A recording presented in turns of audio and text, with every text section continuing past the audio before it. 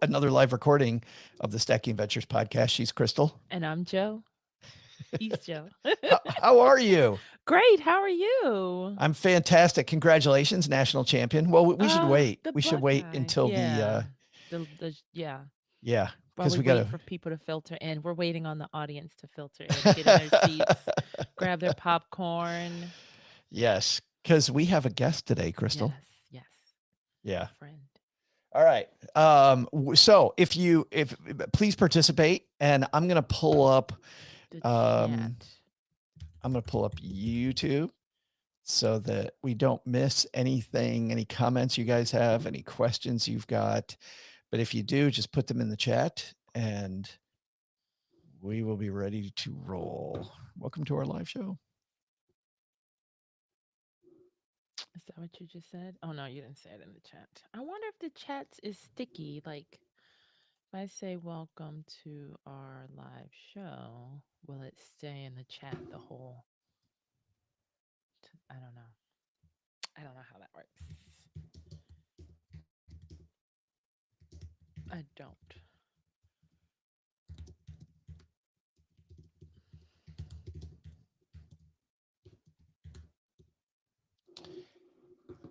All right. I got no, I don't know either. All right. We're up and running.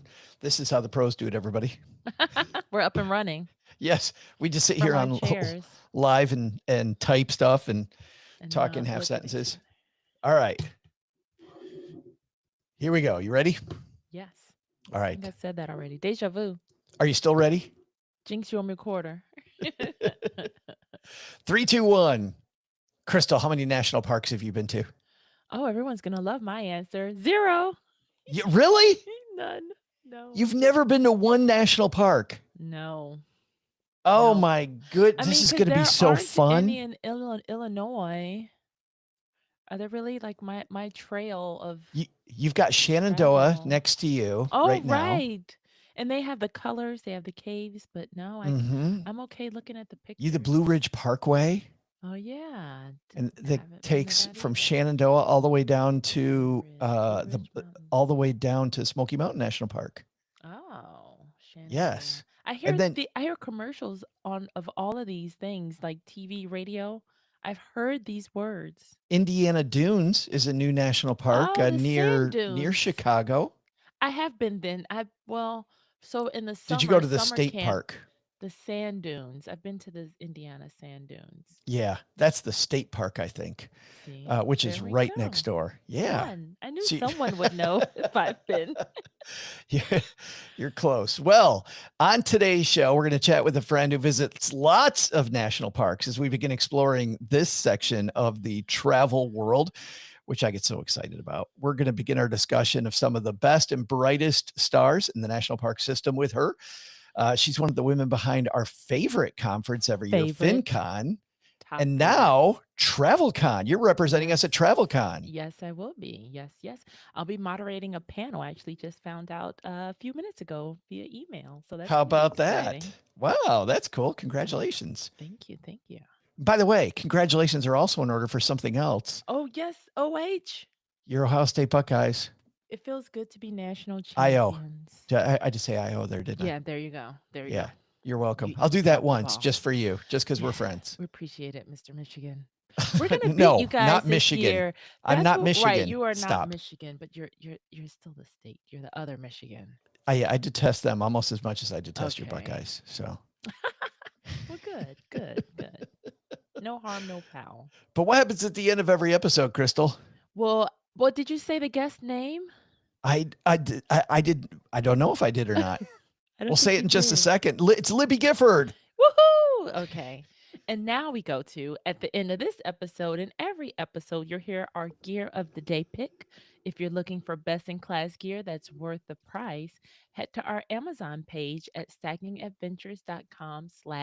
stackingadventures.com/GOTD, which stands for Gear of the Day. You'll help the show and you'll help yourself adventure better and for less money. All right, we go into the music. Now on The the show. music. Welcome back to the Stacking Adventures podcast, everybody, where we head around the world with our venture community. Every traveler has a story, and we want to hear yours. And today we're hearing Crystal, a good friend story. Yes, yes, yes. So we have our friend Libby Gifford here, and You she's gonna. ready? Oh yeah, did you hear me? No, I'm saying, are you ready? Let's introduce her. Oh duh, yes. Here we Oh, go. Hi. bam. Look who's here. So we have Libby, the Libby Gifford, since the Ohio State University just won the national championship. You're all going to be introduced to these. Actually, speaking of these, do you guys have you Googled yourselves? Are you the only Libby Gifford? And Joe, are you the only Joe Salsi High? There is another Libby Gifford, and the last time Oh. I Googled her, she had just like won the top award for whatever the Girl Scouts can get. Like she'd sold all these cookies, Wow. she's won all these Oh. things. But that was like 10 years ago. So I guess maybe she's older now. But yeah, there's one more Huh. out there. Interesting. Well, you can claim that prize now, Libby. Just pretend you're her. Yeah. Do you know? Do you know who I am? I won the Girl Scouts top award. Google me. We were joking over on the Stacking Benjamins podcast that we're going to put on our description of Stacking Benjamins, and Crystal, we can do this with Stacking Ventures too. We can say hosted by the 2006 Times Person of the Year, because Time Magazine in 2006 said that we are all the person of the Oh, year, you. like you. I'm gonna put that on my resume. What year? 2006? Yes. That totally describes me. And there's only two Salsi highs on earth, Crystal. There's just Cheryl Oh. and I. Yes, there's only two. Huh. There's a criminal, Crystal Hammond, and I've been following all of her drama. Every time a court case pops up, I'm like, what'd she do now? I like how you pretend it's somebody else. No, it's not me. Not me. Well, Libby, you and I, every time we meet, we have our national park. Which one are you going to next? Like, what are we doing next? How'd you like it? What made you start going to national parks? My parents started taking me as early as I can remember. We did that for family vacations for a lot of years. And my grandparents were full-time campers after they retired for like 20 years. So in addition to going with my parents, I went with my grandparents. So I like to say I'm a legacy national park person. That's a good way to put it. Yeah, but on your own, there's some kids that, they're like, oh, I did that growing up, so I don't want to do it anymore. You clearly followed through and kept doing it. What made you keep doing it? Well, I love being outdoors. I love that we've set this aside as protected land, and I think it just, I don't know, it fills me up a little bit. And my sister and I decided a full-time RV for a year or two, and we thought, what is going to be our motivation with that, other than just it's cool to do it? And we decided that national parks would be the tent poles of that travel experience. So we built initially 1 year around that, and then it turned into 4.5 of doing national What? parks. So those were, I mean, we went lots of other places as well, but the national parks were sort of like the big destinations that kind of determined where we went from year to year. How did you fit that into your everyday, day-to-day life with work and like parenting or Yeah. family? Yeah, so I'm single and my sister was single at the time, and Ah. so we both worked remotely. So when we were traveling, and we did sort of slow travel, so we would get to a place and stay for a week to 2 weeks. So that way we just took the pressure off of like we can do our work hours, and then we can feel like, hey, we can just pop into the park in the evening hours, or the next day maybe we're going to go for the sunrise and in the morning. So it was never like a full day gung ho experience, Love except that. maybe on a weekend or flex in our schedule so that we could maybe go in with a tent and camp overnight in the park instead of taking our RV. We took the slow travel approach. But then again, every once in a while, we would be like, hey, this is a tiny park. It's on our way to the next destination. Let's just do a quick pop in and do like as many hours in this day as we can do and then pop out. So we kind of hit the extremes in that way. But See, if I it's like but if that. it's small, why Yeah, not? I mean, some of the right. parks that I've been to and you've been to that you and I have talked about, maybe we'll hit a couple of them here. You can easily do it in a day. You can do some of these parks, Right. and Crystal and I were talking about Indiana Dunes. Yeah. Indiana Dunes is a park you could do in just a few hours. Right, right. Yeah, and like in a couple weeks, I'm going on a road trip out towards the Southwest, and like White Sands. I love White Sands, but it doesn't require a lot of you. So anytime I'm within like 2 hours, I just add it to my road trip. And I'm like, you know what? It's worth it for a 2-hour pop in. It's worth it to catch a sunrise there. Mhm. So I do that too. It's just like, I've been to these parks and I know the ones I love. If I'm anywhere close, why not build it in? That's sort of my philosophy. The pictures, by the way, that you and I both have taken of sunrise and sunset at White Sands, Yeah. that's a gorgeous place to take some amazing shots. Yes, it is. It is. Mhm. Have you done the thing? Let's talk about White Sands for a minute. So this is a park in New Mexico, right? Oh. Yeah. Yeah, and it's one of our newer national parks.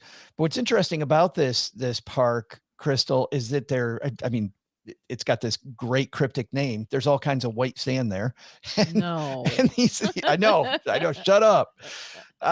And there's sand all over the place. But what's wild is when you go at the front where the store is, right there where you're getting in, they sell these or you can rent sleds, which I was told to Mhm. do. And you can also get this greasy stuff to put on the bottom of the sled to make it slick, so you can sled down the dunes like it's winter and you're in, Skiing, yeah, snow. you're somewhere. It's so fun. It's fun. Huh. It It's isn't. It very wasn't fun. fun at all, Libby. You didn't I think was so? gonna what is there to do? No, you know what happened? Oh, So no. so It's gonna get good. I rent the sled.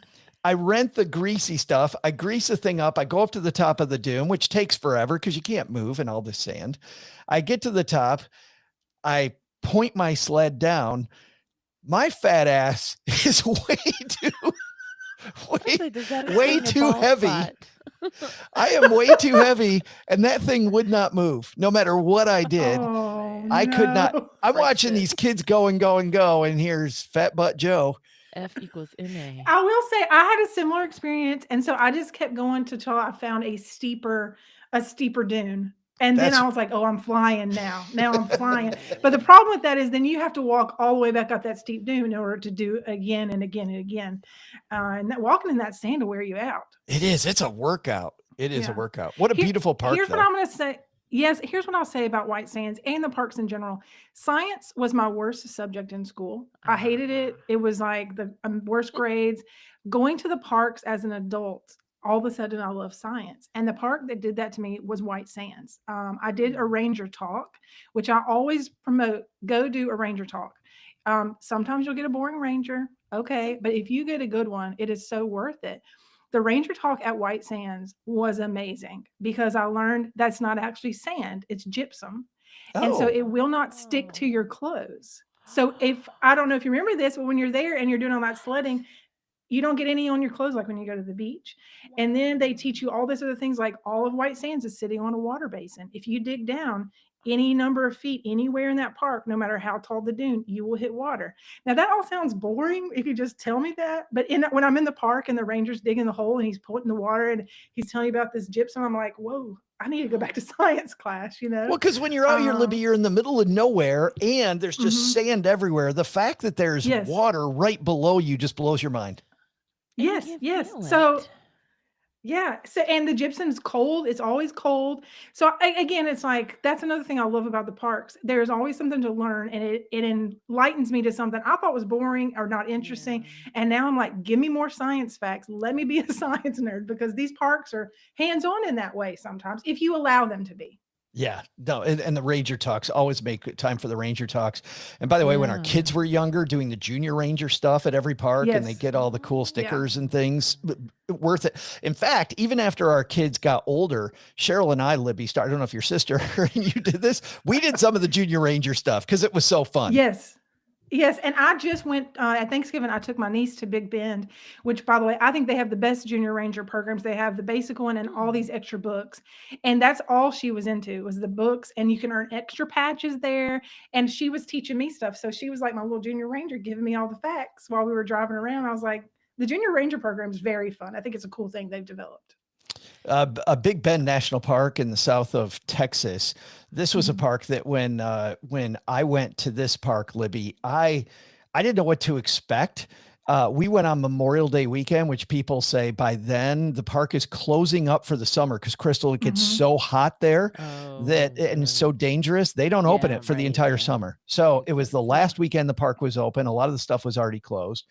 Libby, that park was we're going to talk about parks that are surprising. That park surprised the hell out of me. It was so Me cool. too. Me too. Me too. Hmm. And it feels like a couple parks packed into one because you've got two different climates going on there. Yeah, I love that park, and it has some very fun hikes as well. And like for any age person, you can do a good drive through that park, and now you have to get out of your car and still see beauty. Yeah, that park really, that was on my list. That's of parks that surprised me. Well, let's talk about a couple of things while we're dabbling here about Big Bend. A couple of things I liked. There was a homestead you could walk around, an old homestead. I don't know if you and your sister did that, or you Hmm. and your niece did this, Yeah, but yeah. you got out of your car and you walked around this place. It was this abandoned old farm, Crystal, and you felt like you were transported back to the Hmm. cowboys days, like the mid 1800s. And there's still have the windmill with a couple of the little wind pieces gone. I don't remember if the house was actually still there, but there was ruins of house and barns, and that was pretty wild. We also did the park itself is a mountain range. It's a Mhm. tiny mountain range. Like it is this little self-contained, what do they call the Chisos Mountains, I think.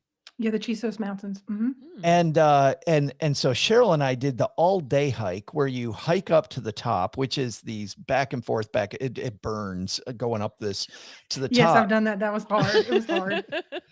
But once you get to the top, then it's fairly flat. I mean, you can go to the top up some of the mountains on the top, but there's almost like a mesa on the top where it's fairly flat. And we did the rim all the way around the rim of the mountain hike, which was amazing seeing all the different ecosystems around Hmm. the Hmm. top of the mountain. Those were a couple of my favorites. What were yours? I love that it's a dark sky park. So there's some national parks are also dark sky. So the sky's protected. All Oh, light has to be pointed down or has to be red light.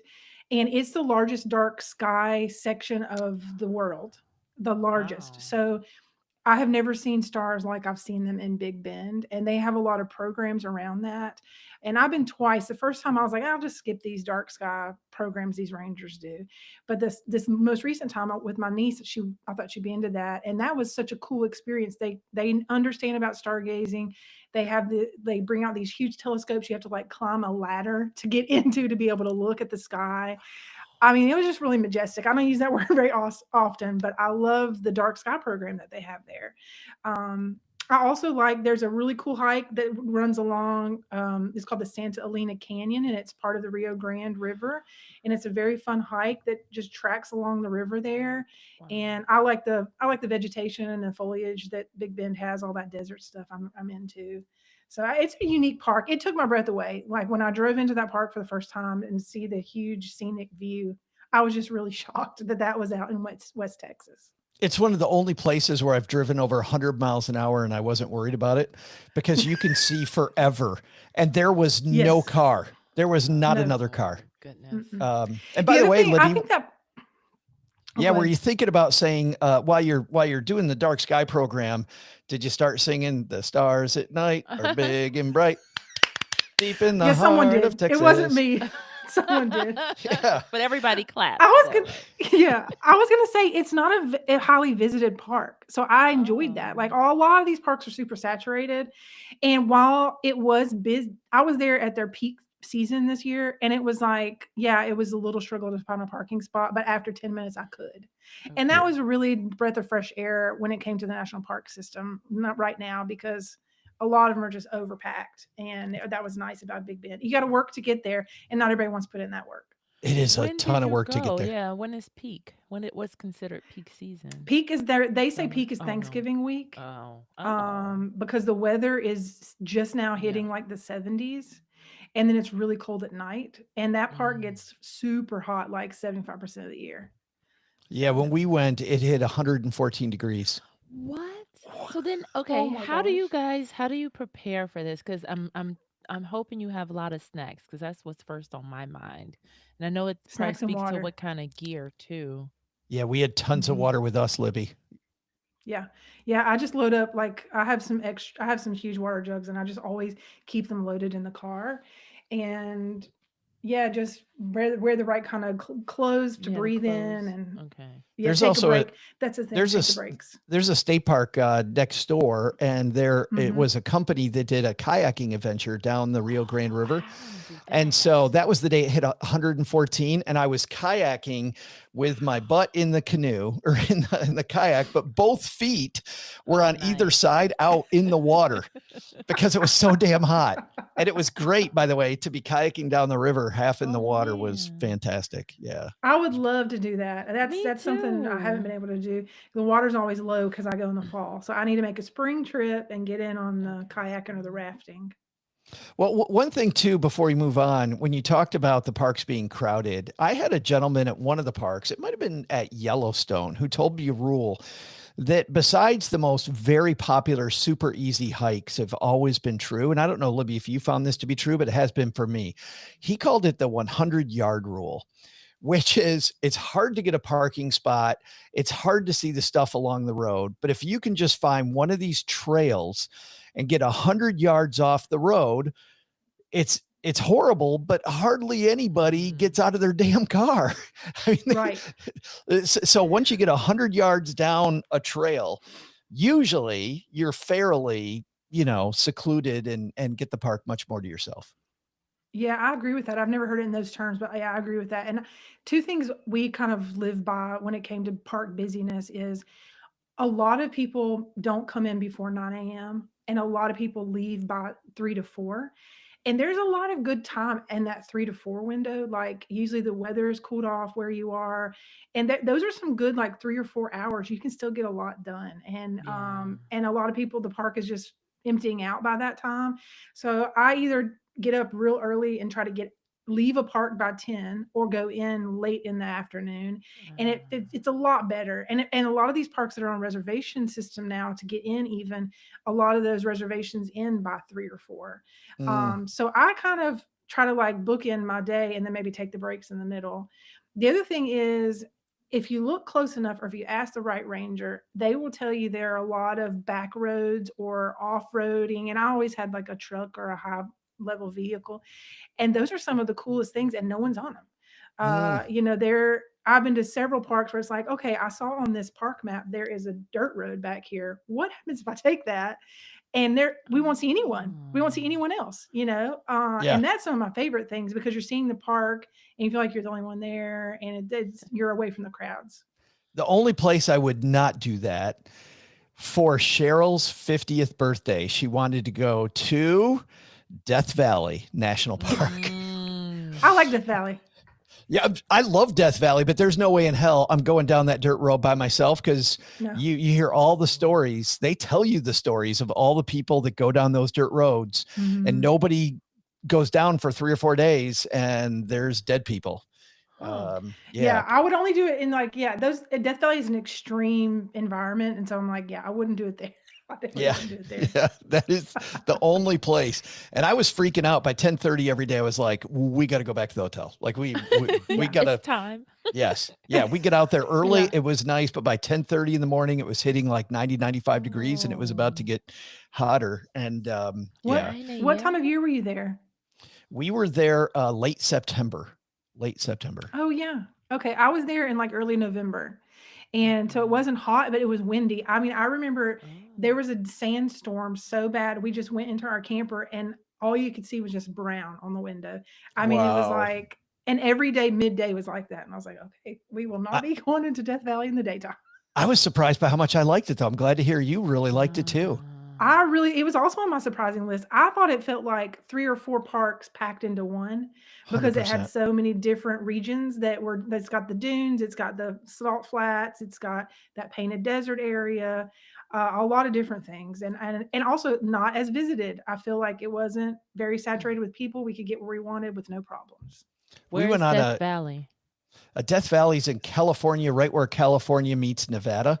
It truly is That's not not that far from Vegas. Las Vegas. Yeah, I was thinking But it Vegas. does take you have to decide that's where you're going. I mean, it's like but any way you get to it is like 2-lane little highways, and you got to be going there to go there, you know, and I Yeah. think it's worth it, but it's not easy to get to, honestly. Not many gas stations around either. No. I mean, you really got to How? plan. No. You do have to How? plan your gasoline. There was one time where we thought That's we smart. we made a mistake and let a gas station go by, and Yeah. we shouldn't have done that. Yeah. Also, No electric vehicles probably too. electric vehicles. I didn't think about that. Yeah. Yeah. Don't do it. We took a Hummer trip while we were there into one of the canyons, and there were in some places on one side a sheer wall, on the other side these 500 to 1,000-foot drops with Ooh. this guy. And by the way, I'm sitting in the back seat, and this retired police officer who is our guide. He keeps Crystal looking back at me while he's talking, and Cheryl's sitting next to him, just freaking out because if he hits something Not wrong, we are looking. going over the cliff.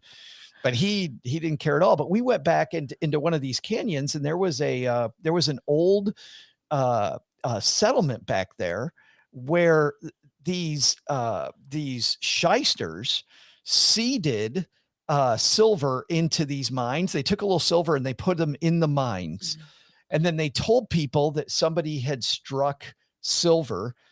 And in California, they talked about how you can take a riverboat right out to this place, and people went and moved there sight unseen. They sold them lots in this Oh, canyon, and people went there sight unseen. It's one of the biggest cons ever. suckers. Yeah, It got big suckers. enough for a 1.5-year period, I think it was. They actually had a post office, and I don't remember the name of the town, but out in the middle of nowhere, there was this national park signage, which told the story. And we had we were going on these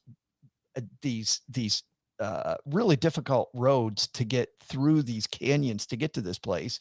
And then here's this ghost town, and all of these signs talking about this is where the post office was, where the general store was. Oh, wow. These are the mines. You could still see the mines. And of course, the people came there and they immediately struck it rich, they thought, because they started finding silver right away. But then behind that silver, which had been planted there was no more. Course.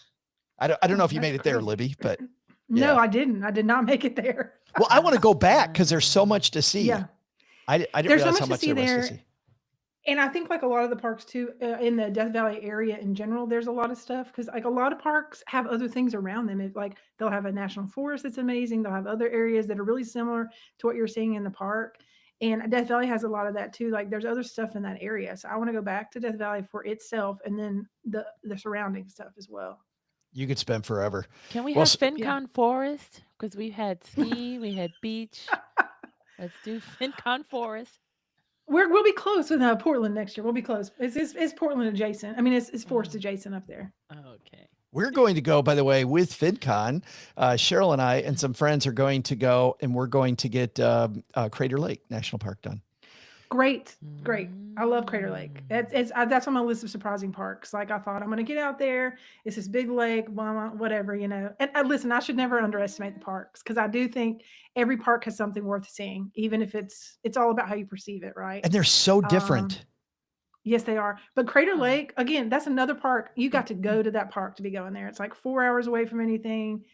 I have never seen water that is so beautiful. I have Wow. never felt water that is so cold. And it just was like, this is amazing. Also, hardest hike I've ever done in a national park. It's I was like, about to ask you if you hiked around it. yeah. Oh. So there's one hike down to the water. There's only one way you touch the water there. And it's 1,000 feet elevation drop in 1 mile. So that's a lot of switchbacks. Holy. And I brought my hiking poles. I had just bought them. I was so glad. And they have benches along the whole trail because I know, you know, it's going to be awful. But it is so worth it to put your feet in the water. And there's like a big boulder that everyone jumps off of.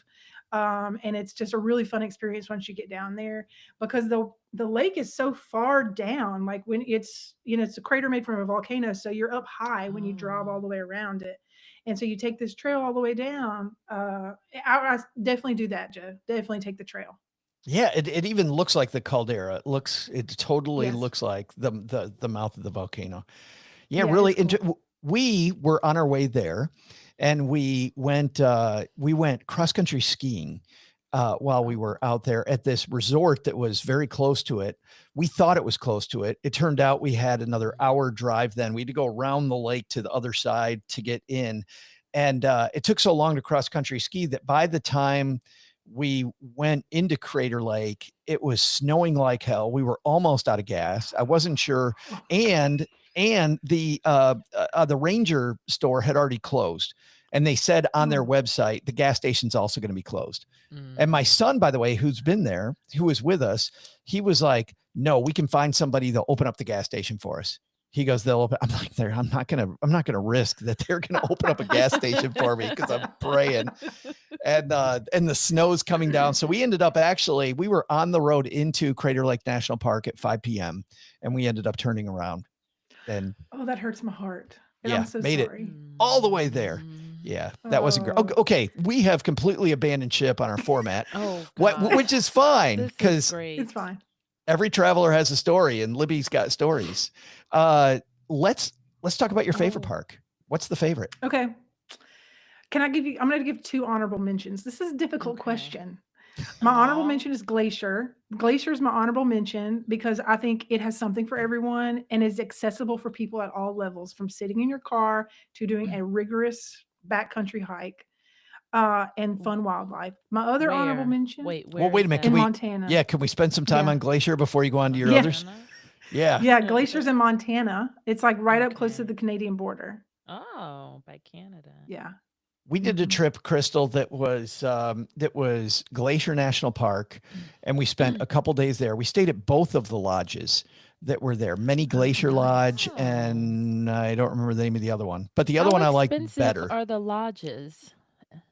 They weren't terribly expensive. I believe it was in the $130, $140 a night to be right there. What was in their showers, right? In one, we actually were not in the lodge proper. We were actually in a cabin that was almost like a duplex cabin. We could hear the people in the room next to us, the other half of the cabin. But we had our own spot. But the other one was so pretty. If I knew you were going to say Glacier, I would have looked up the name of this lodge. But this is on the west side where we came in, and then Many Glaciers on the east side. We stayed there too. Many Glacier is beautiful. It supposedly looks like Switzerland. It looks really cool, like a Swiss chalet, but it's so run down. It was. I don't know if you went inside Many Glacier. It was very pretty. Both of those lodges I think are really nice, and I think Glacier has some of the coolest like village life within it. Like they have all these little cabins you can stay in, a little walkable area of the park. They've done a great job of developing places for people to stay and eat there at that park. Glacier is so popular though, Crystal. You have to. Now the rooms are not expensive, but they go very quickly. Maybe because they're not that expensive. So at the first lodge, we got a nice room, inside this cabin. At Many Glacier, we were in this awkward end of a hall because it was like the last room they had left when we booked. And so we had these 2 twin beds that were weird. I had to climb across Cheryl's bed to get to my bed, and it was freezing. It was just, the room was freezing at the end of the hallway. Not great, but the hiking there, Glacier Libby, has, the hiking. I was gonna say Glacier has and I was gonna say it has great hiking. I mean, so much hiking at any level. If you want to hike to see a waterfall, if you want to hike to see a lake, if you want to hike to see a glacial lake, if you want to hike to be alongside some billy goats in the wildlife, if you want to, I mean, like there's. No, but yeah, the wildlife there will just walk on the road. They just like walk on the road, and they don't care about you. Yeah. Did you enjoy some hiking there, Joe? My favorite hike of all time is there. It was the Grinnell Glacier hike. Oh, I haven't done that one. My sister did that one though. It was so beautiful. It starts at the Many Glacier Lodge. You make sure that you book the boat because you can take a boat to the end of the first lake. That same ticket, by the way, then you go across a little isthmus to a second lake. And by the way, everybody on the boat has tickets for both boats. So even your captain gets off the boat and captains the second boat. You get off the boat, you go to the second lake, then you walk across that. And then when you get to the far side, you can walk up with the ranger, or Cheryl and I hike a little faster than the Ranger did. In fact, when we were on our way back, and I believe this was all told like a 14, 15-mile hike. It was a long hike. Wow. But when we were on our way back, the Ranger led team was only about 2/3 of the way up, because the Ranger was stopping and explaining everything, and we were. But it's super cool, because in the distance you see this beautiful lake, and as you start hiking up one of the mountain walls over on the right side, the north side, you get a beautiful view of the lake and how blue the water was below. But this lake is fed by this beautiful waterfall. And you're like, I bet we're walking to that waterfall. And at one point you get to a point in the trail for a while, and a couple people were really freaked out by this. It is, again, like 1,000-foot drop if you step 2 steps to your left, and 1,000 feet up with a sheer wall to your right, and people freaking out. There's only 2 other hikes where I've seen people freaking out more: Angel's Landing at Zion, and Half Dome, doing the thing at the end of Half Dome. But I thought we were going to that waterfall. You're not going to that waterfall. You're actually going up that mountain past the waterfall to this beautiful glacier that looks like it's got ice cubes in it, Crystal, of these of all the little pieces of glacier in the lake. It was really neat. That's cool. Yeah, super hike. There's a lot of great hikes there. There's one, I don't remember the name of it, but you do 5 waterfalls along the way. So it kind of like brings you up in elevation. So you're hitting all these different falls, and they're all kind of different. Like one is like a gorge type waterfall. One is just like huge and wide and water's everywhere. And so it's an interesting hike. But I would also say we cannot talk about Glacier without talking about the scenic drive there. There's a thing called Going to the Sun Road, and it's like a small 2-lane road that winds up through these mountains, kind of following a river that's way down in the valley. And it is gorgeous. Like there's really not a lot of ways to describe it. It's just gorgeous. And you get to the peak, and there's like a lodge and a visitor center, and you can take a lot of hikes from there. Like one of the most popular hikes is the Highline hike that then kind of goes up through those mountains. It's gorgeous. That drive is gorgeous. And one fun tip, I've never done this, but many of my friends have, is that road is only open for like 3 months out of the year because it's covered in snow. So there's usually a 2 to 3 week window before they open the road to vehicles that they open it to bicycles. Wow. So what a lot of people do is they get an e-bike, and then you get to e-bike that road and then come back down. And your e-bike the battery only lasts about half of the ride. So a lot of people use it like to go the up part, and then they just kind of coast down. That's on my bucket list. That's on my bucket list of things to do, but you have to like really figure out the timing on that. Like the snow doesn't even usually lift until like mid-July in Glacier. So, but that's on my list of like national park things I would love to do and haven't done yet. That is super cool. There's also the historic red cars that you can ride to take you up. I think they're old looking Ford cars. They're beautiful. So you can take those as well. There's so many. Glacier's so amazing. All right, sorry, that's your honorable mention. So this is going to be an 18-hour podcast. Are better than this. I know. Well, Glacier it was a difficult decision. Okay, my other honorable mention very quickly is any of the southern Utah parks, the Mighty Five. I think those parks all are unique from one another, but they all feel very otherworldly, and you get to do very interesting experiences in those parks that are not like other parks. So wait, so this is Bryce, Zion, Canyonlands, Arches, everything, and Capitol Reef. And they're all within southern Utah. You can drive them in a big circle. They're all like 1 to 2 hours from one another. And even though they're so close together, each still has its own unique kind of thumbprint as far as how it looks. And some very interesting hikes in those places, some very interesting views. It looks like you're on Mars a lot of the time. That's cool. It's like my favorite hike in the national park system is the Narrows, which is a part of Zion. And I think it's where you're hiking through a riverbed, and you're in this slot canyon with these big canyon walls.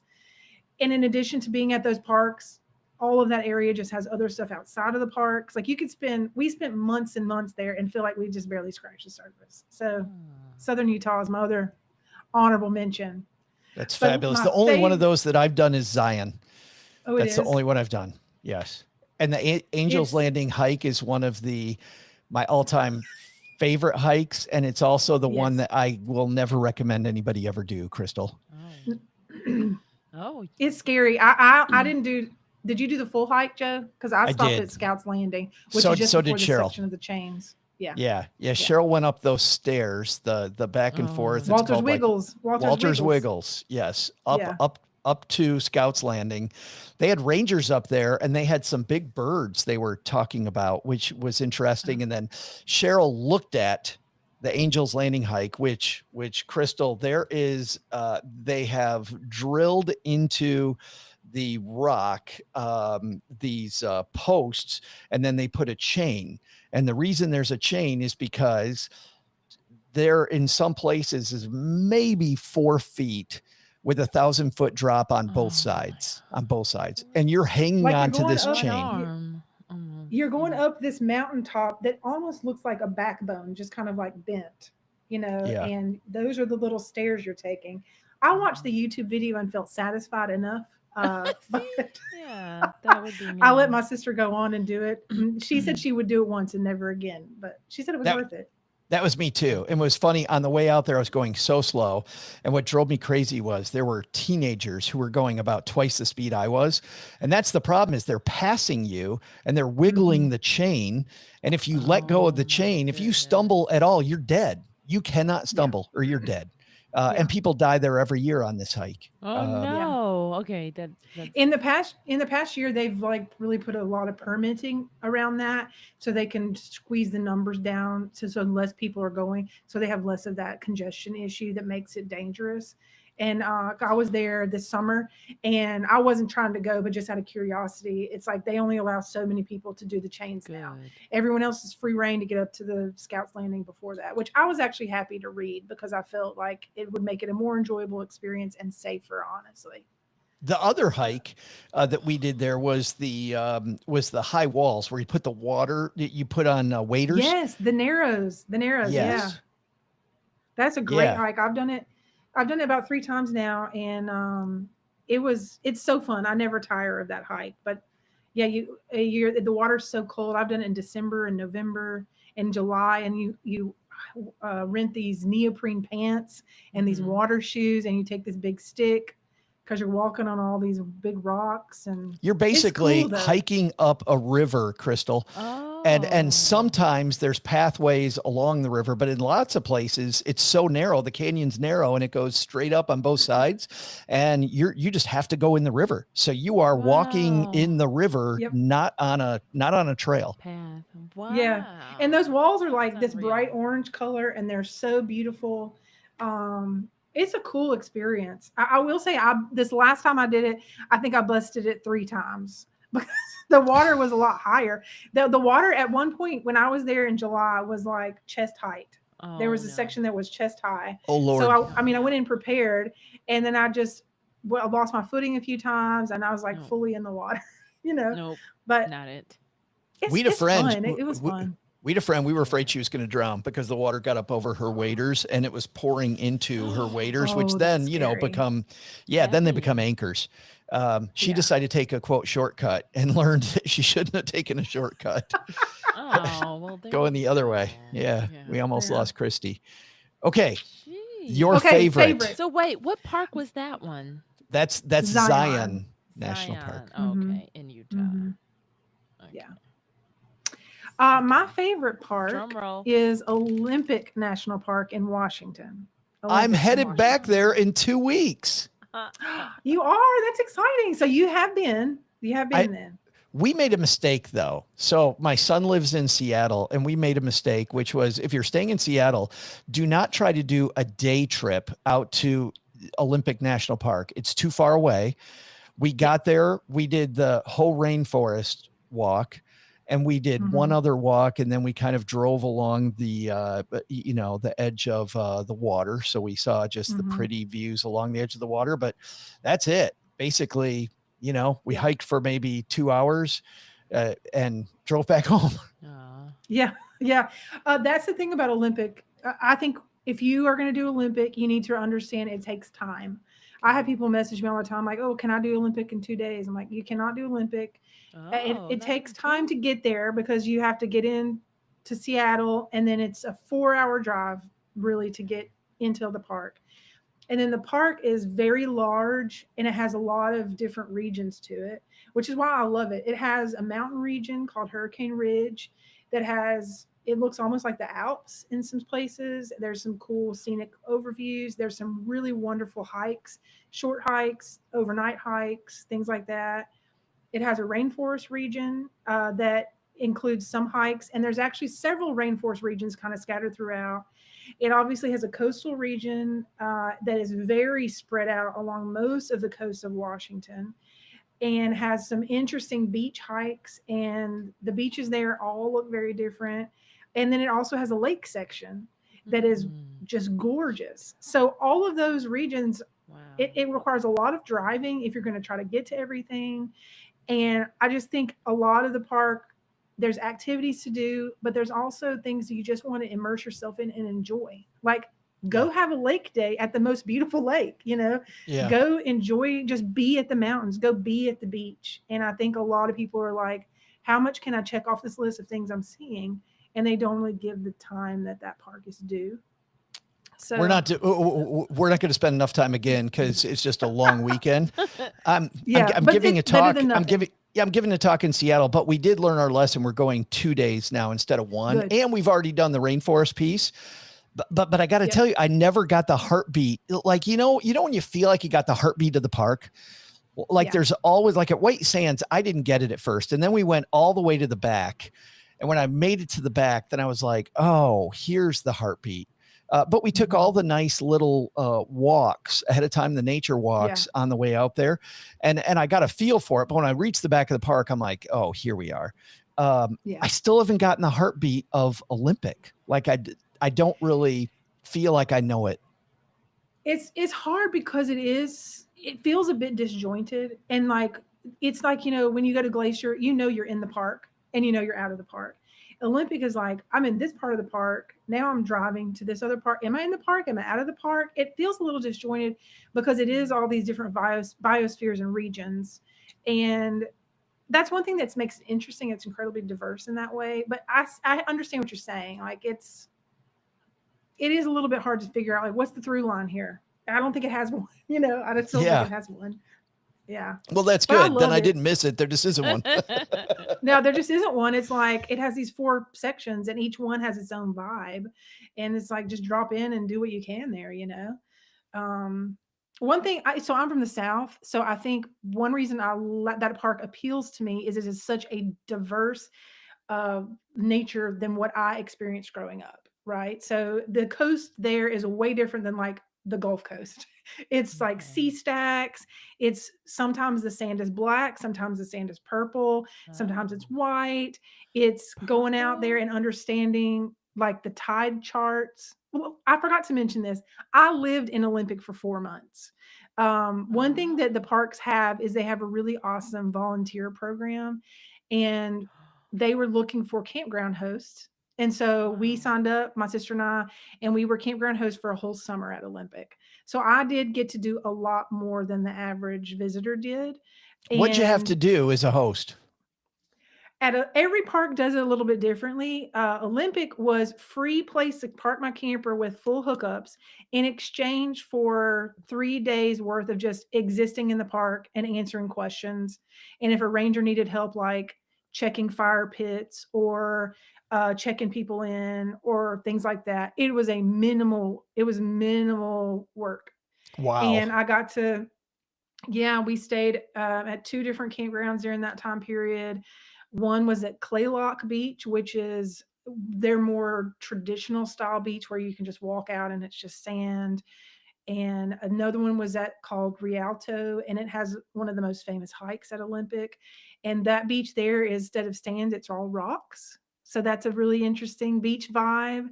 And there's Hmm. like this 2 mile walk you can only do at low tide, and it takes you out to this place called Hole in the Wall, which is just basically a sea stack that has a big hole in it, and you can Oh, only walk through there when it's low tide. And so that's one of the things about Olympic is like, again, it's the science of it. Like, we always had a tide chart. What time is low tide today? What time is high tide? There are certain things you only can do at with the tides. I think that's interesting, you know. yeah. I, yeah, I love the wildlife there. Olympic has, you know, they have all the sea wildlife. Like, my favorite thing to do at Olympic is to go tide pooling.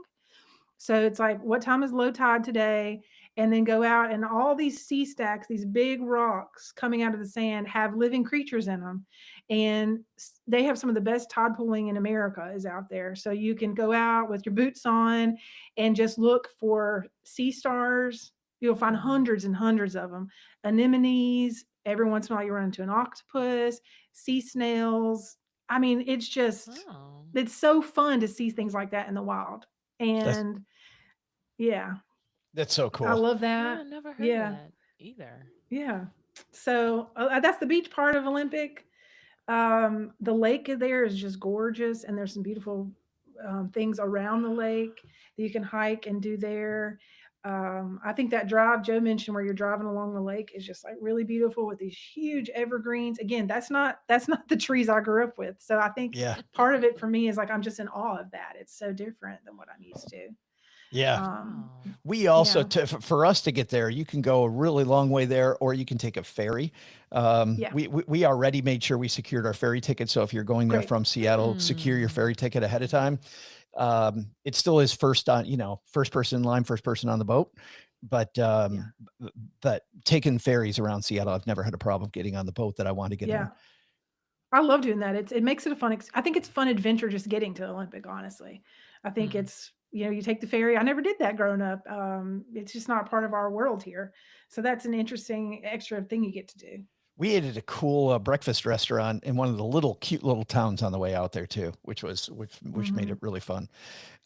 Let's talk about a park that you kind of rolled your eyes at. Has there been one? Has there been a park where you go, yeah, Yeah, I mean, okay. Let's not even discuss like Hot Springs and St. Louis. Hot Springs Like the is arches. amazing. Oh. I think I grew up Oh. going there, and so I'm like, oh, whatever. Yeah, it's 2 hours I from my did. house. I go there all the time. I go there constantly. To your point, It. the bathhouse row, Mhm. do that once. You never need to do it again. Right. But the cool little mountains around there and the little mountain Yeah. hiking, I like. Yeah. But yes, Yeah. Yeah, and that's a testament to what I was saying earlier. All the parks have a lot of extra stuff around them that are cool. And I have been to actual real natural hot springs, which I think is what hot springs was before it became what it is now. So yeah, I understand why it is marked a park and everything. I just feel it's a downer. it, But the park yeah, it is. Hot okay, Springs is a sad, dilapidated town in a Oh lot of yeah. ways. man. Yeah, I Yeah. mean, it's past its prime. It is so quaint, though. I took my nephews there just a couple of weeks ago when they were visiting, Oh. and they loved it. Like they thought it was Yeah. fantastic. But I've stayed at the Arlington Hotel, the big hotel, and I swear to God, my room was haunted, Crystal. It's just, Oh my and it is, and it needs to be updated so bad. I mean, and it is sad. But I've been there so many times now. No. There's a fun to the sadness. I don't know. It is a little Yeah. melancholy though. Yeah. But you're Well, right. my one The arch for me is come on. yeah. There was a Okay, FinCon but I do there. have a we did have FinCon there. That was actually the Mm, only time I've been to that one, so maybe I need to me give it another too. go. I don't know. Oh. But it truly But is I just do a have like national monument. It's not really a yeah, national I don't park. understand why it's a park. Uh, Okay, but I do want to say I have a bit of a spicy take about what is an underwhelming park. And people are going to not like this, but I think Acadia in Maine is an underwhelming park. mm. And I love the culture in Maine. I love the seacoast culture. I did a lot of cool things there. We spent a summer there, and I think the park is beautiful. But I think it's like built up to be like this most amazing thing, and I felt a little underwhelmed when I got there. It didn't quite meet. Maybe it's overrated to me. Mm. Um, Now So I know people love it. well, I think it depends. Because I've been there and Cheryl and I were running what Runner's World called the most beautiful marathon in the United States, which runs Okay. around Acadia. It doesn't go through, but it runs what's it called? Mount Desert, that Mm-hmm. area. Mount But Desert Island. That's the island that it's on. Yeah. yeah, so so it is the Mount Desert Acadia Marathon, and it was so hilly. But you're there. We were there in Bar Harbor the last week that Bar Harbor's open. The colors were just unbelievably gorgeous. I'm Oh, yeah, running I bet down so. this Mhm. one lane road, and the colors are just popping, and the and leaves, when the wind blows, the leaves are slowly falling around us. And we turn a corner off this road, and on our left, there's one of these little inlets with fishing trawlers. And there's a dude who's standing on top of the cabin at the top of the fishing trawler, and he has his radio in his hand, because a fishing trawler has these big, huge, speakers. And he's Mhm. talking into his little thing, and he's going, "Woman in the pink, fantastic, great run, you're doing great. Man in the Cute. blue, you can do this." I've never been I have Aw, never that's been cheered cute. on by a trawler before, by a dude on a trawler. It was so He's amazing. a But troller, get it? he was Trolling he was a people. trawler, the troller I mean, trawler. I had a good time at that park. Don't get me wrong, and I do think it's pretty. And I really like Bar Harbor. I liked all the things I think it's there. pronounced I Bahaba, just by the way. Yeah, Bahama. Bahaba, and Oh, I had a crab goodness. dip there that I still dream about. So I mean, it hits some high points, but I just think I had it built up in my mind that like Mm. this is so amazing, and I think the West Coast beaches and the views of those like maybe overshadowed it for me. Um, My so I favorite think I part of needed to that maybe park, have. Libby, before you go on, Mhm. my favorite part of the park was the part that nobody visits, which is there's a South Acadia Park, which is the main park that has like the whirlpool piece and Mount Mhm. Washington and all that stuff in it. Yeah. You can go way around the bay to the north side. I thought the Mhm. north side was fantastic. Yes, I did like the north side. Is that where the lighthouse? There's a lighthouse out there, isn't Yeah. there? Yeah. And we did some like tide pooling out there, and we saw some cool things. So yeah, we did that, and it was that. You're right. That was a good part of the park. And it Yeah, was empty. It was just, there was nobody yeah. there, which was fantastic. I do like they have some really cool bike trails there, and I did a fun hike. Oh. I did a fun hike called the Bee Hive or something like that there, and it did have good things. I don't want to dog on it, but I We did, just felt we did the walk around the lake. We were there for a marathon, so I didn't do a lot because we wanted to yeah. Lake conserve our Tower. energy. Yeah. But there's a thing, I think it's called John's Pond. And we walked around this Hmm. beautiful pond. It was just, it's like maybe a 2 mile hike around this beautiful pond.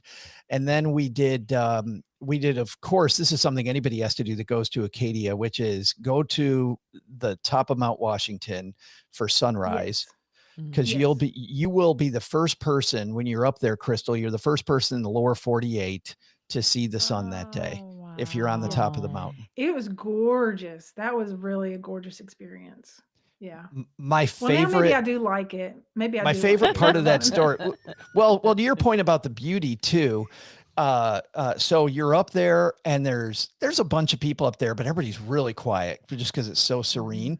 There was a cruise ship coming into Bar Harbor just at Oh. sunrise, and so it was all lit up and sparkly and cool looking as it's slowly making its way, and you can Mhm. see Bar Harbor below you and the cruise ship coming in. It was this just picturesque view. The funniest thing though that happened, we were up there. So we go there, we see the amazing sunrise. 100% agree with you, Libby. It was amazing. Cheryl and I are walking back to our car along with everybody, and this blonde woman in a hurry comes running the opposite way. And you can see this look on her face, which is, I don't have to describe, because 10 feet behind her is a dude with a baseball cap, and he has a look on his face as well. And he is chasing her. And you can tell which one of the two of them slept in too long and was the reason they missed the sunrise. This Oh, woman was that's so, funny. she was so pissed, and she was running out there, hope against hope. And now everybody's going back to the car, so she knows she missed it. Damn. And her face was like, damn it. And his face was like, I'm so sorry. I'm so sorry. Oops. I'm so sorry. That dude was going to have a bad Oh. day. He was going to have a really bad day. Oh. Yeah. All right. I was gonna say one of my favorite things I did at Acadia was I went sea kayaking there. and I'd Oh, never done that before. When it's like where Oh you get man. like buttoned into a kayak, and they had a guide, and he took us out, and we kind of sort of kayaked around the perimeter of Bar Harbor and into a little bit into the park, and that was a very cool experience. We found like sea stars out there, which they look different than they do at Olympic, and also they have these mini porpoises that like there was like 100 of them came like towards us, and we had to Oh like my paddle away. goodness. wow. That was okay. That was a very, very fun experience. So maybe I need to roll back my opinion on Acadia, but Let's talk about Well, I like the it. fact that your yeah, worst one was pretty damn cool. You Yeah. know? that's true. I mean, again, I think they all have something to offer. Maybe not the Mhm. Arch, but they all have something to offer. Yeah. That's worth seeing. That's worth seeing. Yeah. The Arch is worth seeing. It just isn't a national park. Yeah, right. Yeah. The uh I was going to ask you, I don't remember what I was going to ask you. Anyway, there was something else about Acadia, but I don't remember, Crystal. Oh, I was going to say, I know what I was going to ask you. I was going to ask you about staying there. Did you stay in the RV when you were there? Did you camp? Yeah, we camped. Maine is one of the only East Coast states that has a lot of. They have an amazing state park system, and the East Coast is really difficult to camp in with an RV. Mm. But Yeah. we stayed at some cool state parks there, and then there's actually an RV park that has like 200 campsites right outside of Bar Harbor. I think it's called Bar Harbor RV Park, and we stayed there. And you can take a shuttle from there into the national park if Oh, you that's want to do cool. that, Oh, or nice. a shuttle from there into Bar Harbor, which I really like the town of Bar Harbor. I think it's cute and quaint and great stuff there. So yeah, we camped there. We've camped at 27 national parks. I looked on my list before I came on to Congrats. the. Yeah, 27. Wow. yeah. I think I've been to around 40, but we took the RV to 27, so I feel good about that number. I think we're right around 40 as well. Yeah. With Wow. national parks. I literally 5 minutes before we went live, I'm like, I should have counted them up so that Libby Yeah. and I could I compare. keep a But little we're spreadsheet. Yeah, I keep a That's little spreadsheet, and I neat. click off which years I've been to them and how many times I've been to them. I don't know, I like to keep up with it.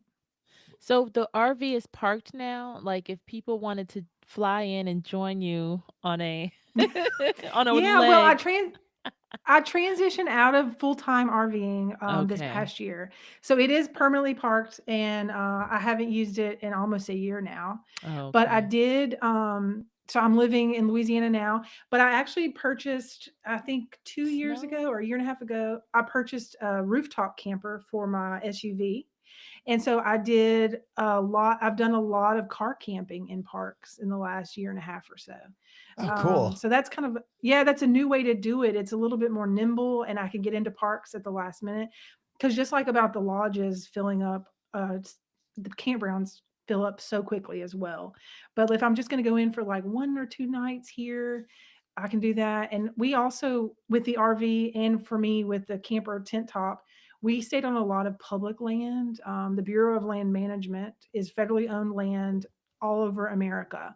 There's more Mhm. of it as you go west, but you can stay on those properties for free, Oh, nice. or for like $10 or $15 a night.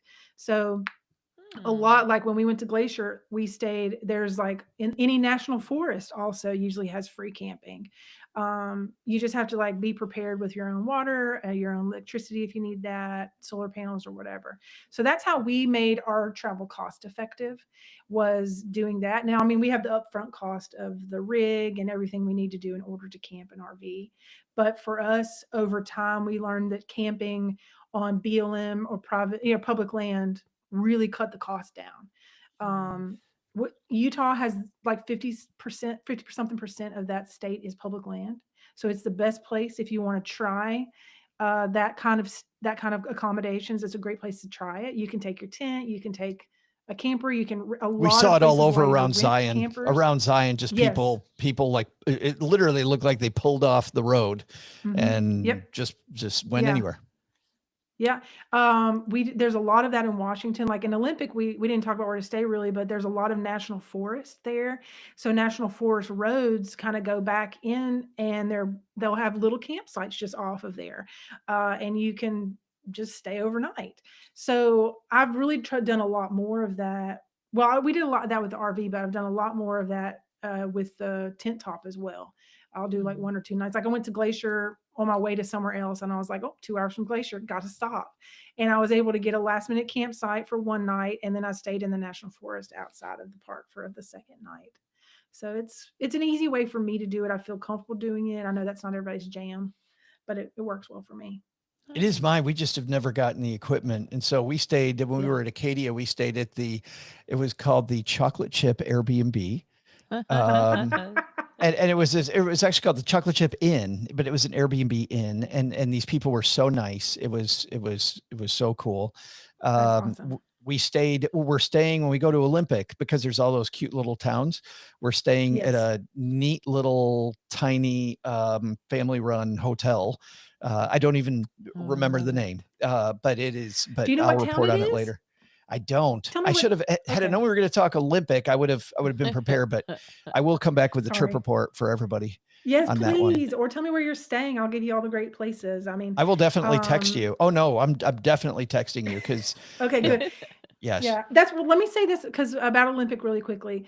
I think it's one of the hardest parks to find accommodations, and because there's so little within the park itself, Yeah. and the park is so spread out, I think people find that to be challenging, and sometimes they decide, I'm just gonna not deal with it. And my advice on Olympic is it's okay to stay in a different place each night. It makes if you can, it makes your trip a little bit more efficient. Honestly, it's like you can stay a night in the mountain section, you can stay a night at the lake, you can stay a night at the beach, and Mm. that's okay. And number one, it makes it easier. Like if you're just looking for one night, it might be okay. And then it's like you're not having to drive out, drive back, drive out, drive back. Right.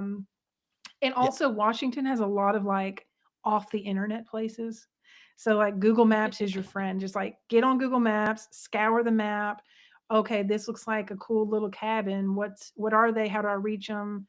They're not on Airbnb all the time or HipCamp or anything like that. It's like they're just rural people hosting places, but they aren't savvy on how to make like a big website and get on all the listing pages. Gotcha. So it So takes work. Airbnb Olympics and takes work. HipCamp is what you use? HipCamp? Yeah, Hip Okay. Camp is it's like Airbnb but for camping. Nice. So privately owned camp spots, or maybe someone who like has a farm and they have a place you can come and set up your tent or set up your RV. Oh, perfect. Cabins, a lot of cabins are listed on Hip Camp. It's a great resource. Okay. Adventures, we blew right through our road trip pit stop. You know how, Crystal, you're having one of these great conversations and then you realize, Yeah. Look at y- the y- time. yeah, you're driving along and the miles have gone away. We didn't even have our pit stop. So I'm just going to tell everybody now that the music's coming up, tell everybody about the gear of the day. I'm going to have Okay. you two ladies get to guess. Yes. I'm going to give you hints about the gear of the day. So here is the thing. Let me see if I can, how can I describe our gear of the day? It comes in handy specifically at national parks. What I love about this gear of the day is it makes your trips to the park much, much, much easier. What could go wrong? Why would it stink? If you don't go to national parks a ton, you could end up wasting a bunch of money on this particular piece of gear. So it's not specifically for hiking or for lodging or for wearing. It's not for any of That those was my things. guess. It just makes the Is it an process annual easier. pass? Is it an annual pass? Ooh, I like that guess. It is the annual pass, Libby. Nice job. No, really? It is absolutely. Oh. Because I mean, you can pick up the entrance pass. You can do the one-time pass. A lot of our national parks are free. Indiana Okay. Dunes is one of the parks that are Mhm. free. A lot of the parks are free. When we went to, oh my goodness, I had the name. It's right on the border, Libby, of I was just there, Utah and Nevada. It's in Nevada. Oh, Great Basin. Great Basin Great National Lake? Park. Yes. Mhm. So it's at Great Base National Park. That was free. It was great. But Okay. the cool thing about it though, Crystal, is that it's $80. In fact, let me pull up all these. It's $80 for everyone. If you're 62 years old or older, here's the cool thing. You can either buy an annual pass for $20 or listen to Oh. this. You spend $80 and it's forever. spend 80 Oh, bucks and that's you worth never buy it. it again. Yes, Mhm. Oh, absolutely. Leonidas said first one to guess the GOTD. Ah, the the military annual pass free if you're in the military lifetime pass. If you're a Gold Star family Oh, member, it is free. U.S. citizens and permanent residents with permanent disabilities, it's free. If you're a fourth grader, it's free. So annual pass, and fourth we'll put grader or under, or It, just the fourth grade? no just fourth for the grade fourth grade, it's a specifically. program they do. Fourth graders Yeah, and Oh, their families can get in free to all the wow. parks. yeah, Also, Interesting. the annual pass is a good deal. It covers everybody that fits in your car, so it's not just like one person. It's like Wow. everybody who's in your yeah, car gets to go in. You know. So a pass gets you into any yeah. No, it's fantastic. national park. Hmm. Yeah, yeah. Huh. If not, you're going to pay up. You're going to pay per park when you go. So I think if you're going to go to Oh, if you're going to go to 2 or more parks, get you an annual pass. okay. Ah, Absolutely. Yes. okay. Okay. Oh, All and right. then Leonidas also says if you're on Medicaid, it's free for you and your family. Thanks for that Excellent. info too. Well, that's fantastic. Sounds like someone has a pass too in our chat.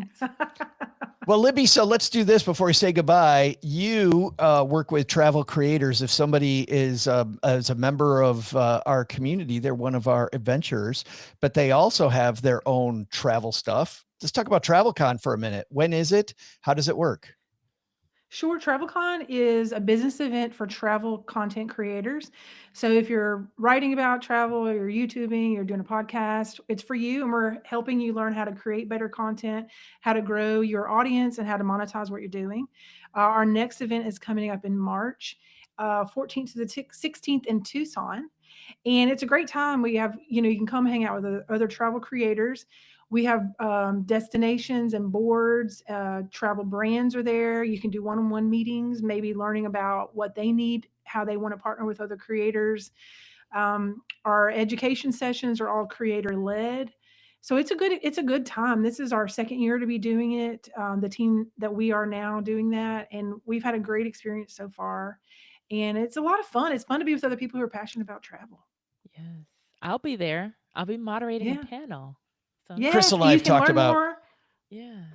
just I was both just of saying you can us. learn more at TravelCon, travelcon.org. Sorry, talking over you Tra- there. travelcon.org to get more. Yeah. Yeah. Yeah, Crystal and I have talked about just how much fun we've had doing this podcast ever since we started the Adventures podcast. It's just fun. Like, I mean, obviously we were into this discussion. Holy cow. I Yeah. learned so much that I had no clue. I can't believe you haven't been to a national park, Well, Crystal. I learned I've been to a national park, but I didn't like the Well, sand you've been dunes to the like you were state park. saying, Libby. Oh, see, and that's a state park since Yeah, it's you not were even right national. next door to the national park. Oh, okay. Yeah, Interesting. but good stuff. All right. Let's say goodbye to everybody. Thank Yeah, you so much, thanks. Libby. Yeah, thank you TravelCon, all. Yeah, we really appreciate it. travelcon.org. She is Crystal. And I'm Joe. I mean, he's Joe. It just We'll sounds see. natural to say that. I We'll don't see you know next time, why. everybody. Thanks for listening.